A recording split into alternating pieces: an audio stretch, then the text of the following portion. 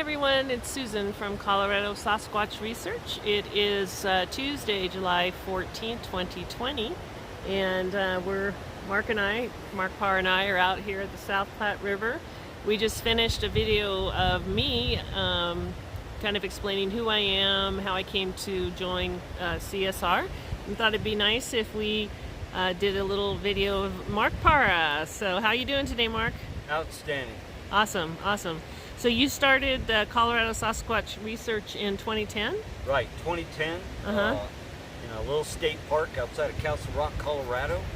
It's a February morning. It snowed the night before, and I had my video camera with me, and I just it went over a little rise, and there were two Sasquatch. One of them was a female. They looked like gigantic primates, and she was squatting on the ground like a primate. She just was looking at me, and I had originally gone out there because I had heard the rumors that others had had sightings out in the state park. So I figured it'd be a good thing to just go look and see. I had a little video camera, and I had no idea that I would walk right into two of them. And I was actually really scared. I was terrified. So I kind of held up my camera, took as many pictures as I could on a rapid level, and I booked it out of there. Wow. And for the next 10 years, that became the template for the Morgan's 10 YouTube channel. I had worked with a couple of other organizations local in Colorado, but I wanted to, because now I had experienced them, I had seen an actual Bigfoot. I wanted to take it further. That's how I started Colorado Sasquatch Research, because I wanted to have my own organization based on the work that I was going to be doing for the next 10 years. Wow. So it's really a passion of yours, and has been for a long time. Well, you know, originally I started just from, like everyone else, just watching YouTube videos on the paranormal, UFOs. I was a coast-to-coast AM listener. I was a fan of Art Bell, and Bigfoot was in there, in that mix. And so I said to myself, you know, I live in the Rocky Mountains. I live in all these great, beautiful forests that are surrounding me. And I got a video camera. So I'm going to go out there and do what several other personalities that I have been following have been doing. A Mitchell Waite in Arizona. Timber Giant was around then. Scott Carpenter. And these were guys who were just going out, walking the trail, or going to particular areas with their video camera where they were having experiences. And it became a goal for all of us in the end, is to get the next great video of like the Patterson Gimlin type quality video. What I learned along the way is it's not that easy. Yeah. Not that easy at all. The creatures that we were experiencing in Colorado, they keep a good 50 to 60 yard distance from you at all times. So even if you're like moving along the river, you're not going to surprise them. They know you're coming, and they always move. You move, they move. So it's very hard to, you can't script something like a Bigfoot encounter, because they don't just come walking along like Patty. Unfortunately not, yeah, huh? Doesn't happen that way. Yeah. But over the years, I've got a lot of pictures, and they caused a lot of debate sometimes, because there is a distance issue. Sometimes they come out blurry. Sometimes I have made up misidentifications along the way in my journey where it was a shadow or it was a stump. And I've always tried to be honest and admit if it was or if it wasn't. But along those same lines, I don't discount pictures and so forth, and I don't from other researchers, because my thing was always to go there wherever the picture was taken. Unlike some other researchers, I go there and look for the prints, for the forensic sign. And I think we've become very successful at doing that, where if we're going to show you a picture of a possible Bigfoot up here on these ridge lines, we're going to show you the forensic sign. Scat, if we can find it, hair, always prints.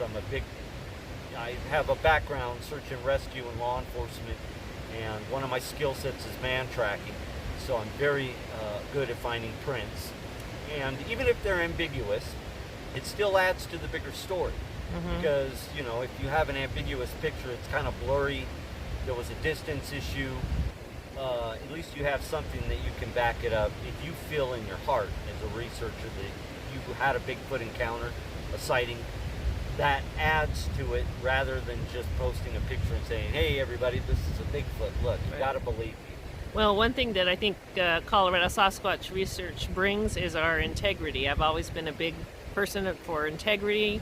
If there's questions that what we captured is a stump, I'll go out back and look at it. And if it's a stump, I'm going to say it's a stump. I'm not going to like make it up. And that's part of the best part about bringing on a good partner into this. I tried over the years. I brought a couple friends with me into the Castle Rock location. But it wasn't a consistent, I couldn't have them on a consistent basis working for the organization, going out and then contributing all that. With you, you know the backcountry, you're a backcountry type woman. You can go out and we can add that evidence that you find on your own to what I find. And when you have a partner like that, it gives more credibility to what we're trying to do. And what we're trying to do is to be honest brokers in this Bigfoot genre and show areas where we've had experiences and we know that where they're at. We know these creatures exist in the particular locations that we go to, such as this Platte River location. They like the river. There's a lot of fauna here, every kind of fauna, including the fish. That's another thing that I wanted to touch on, is where we're currently heading in this 2020 season is, for the past couple of years, we've narrowed on particular areas where there's water, and these include man-made dams. The Castle Rock location is a historical location because there was a dam built there in 1957, and it had problems from the beginning, and it just always leaked, and people that lived in the area, county commissioners and so forth, thought the land's haunted. There's something haunting this because it's like something doesn't want us to build this dam. Well, one day the dam broke and it flooded all the way down into downtown Denver. And the Bigfoot story that's connected to all of that history there's some certain events, Old West events that took place there. It is an Indian burial ground that we found out later. It's an archaeological site. There has been archaeological digs done there. So the park has a history in Colorado as one of the most haunted state parks. But I learned that's where I kind of learned over 10 years, learned the ropes of what it takes to be an authentic researcher out here and to separate fact from fiction, what's really going on. So the location that we're at now, where we had the sightings and we have the pictures of the sitting overlooking the river, it also feeds into a man-made dam that has a background, historical context, gold mines, ghosts, spirits. We have Indian graves around here where all that took place, and we have Bigfoot. Another location, our third location, also in the what I call the Palmer Divide. We're going to write a book at some point, or do a DVD, and I want to call it Bigfoot on the Palmer Divide, because the third watershed man-made dam area also has Bigfoot activity, and it's associated with the dam. So I, through research, started doing research on this, dams, man-made dams, and Bigfoot, and it's all over the place. The next closest dam from our Castle Rock location, if you're heading east into the eastern prairie plains of Colorado, would be Oklahoma. And there's a dam in Oklahoma called the Saginaw Dam, where the same type things were going on. In fact, the Bigfoot there didn't like the dam or the people coming around so much, they were vandalizing cars, vandalizing the dam, doing things like that. It's a very famous story out of Oklahoma.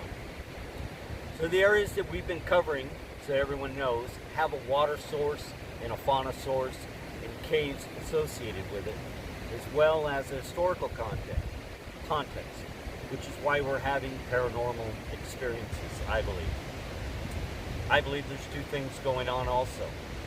You have a living hominid, and there's probably not very many, and what there are being protected by a higher spiritual, like an ancestral archetype maybe, that oversees them, warns them about troubles, things like that, because there are two different, the synchronicities and so forth.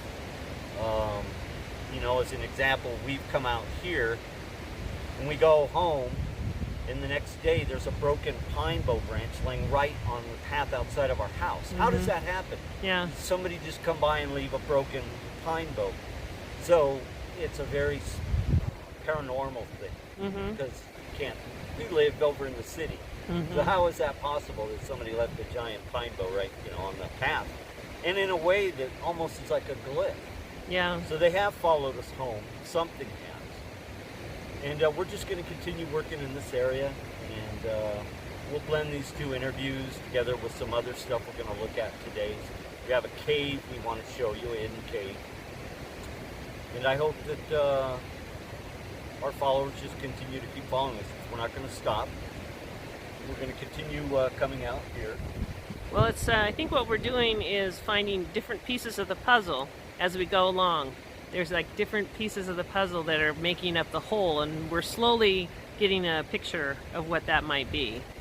Right. There are some other longtime researchers who have made statements in books and so forth over the years that they've written, that there's a type of Sasquatch guide or a teacher that attaches itself to you once you've been doing this long enough, or once you've had an actual encounter with these things, and it kind of leads you to find things when you're in the forest. So this whole location is an extension of the experience you had with the Mott, the spiritual chief being. All of these places we've kind of been led to, this is where you need to go. That has involved some ulterior motives that we use. I like to use remote viewing. Yeah. That is one of the ways that we found cave systems and tunnels that we're now looking into, because I do believe that they live underground. There's no way a living Sasquatch can live out when you have 20, 30-foot snow drifts in the mountains here. All of it gets covered in snow, and it can be really deep. Where's he going to sleep? I mean, so it's only common sense that they're going to go underground. And we have found the prints and the other symbology near caves here. They like to leave tree breaks or arches and stuff right where there's a cave. It's like they're letting you know they want you to go look. So we've been kind of successful out here doing that, and we're going to continue to do that out here. And hopefully something really good comes out of it. Great. Well, thank you so much for talking to everybody today. And we're just want everybody to know we're just going to keep going forward and sharing our discoveries with everyone. Thank you for joining Colorado Sasquatch Research. Yeah. And just so everyone knows out there, so there's no more confusion, Colorado Sasquatch Research is its own organization. There is quite a few organizations in Colorado. Colorado Bigfoot, which most people know, they know who he is. He has more videos than anyone out there in the business. He's on the western part of the state. And then you have a BFRO, Colorado BFRO site, Colorado Bigfoot Research, which is run by Dennis Prohl, and the BFRO here in Colorado. Those are three organizations right there that people sometimes get us confused. They say, aren't you Mark? Aren't you that Mark? Well, no, that Mark, Colorado Bigfoot, is way on the other side of the state. So just so you know, Colorado Sasquatch Research. Find us on Facebook, on our Facebook page. You can find me and Susan on Facebook, and then our YouTube channel. CSR Chrome is our main channel that we're using for these updated modern videos. And then, of course, Morgan's 10 is basically an expose of my 10 years of learning field research in the Castle Rock area. We're a good ways away from that location, by the way. About say close to 40, 50 miles maybe. About that, about 40 miles. So that's how you can get a hold of us. Great. That's it. We're going to show you some cool stuff today. Hopefully we're going to go cave exploring, see what we can come up with that. So That sounds great. All right, Mark. Well, thank you very much. And that's it for Colorado Sasquatch Research, July 14th, 2020.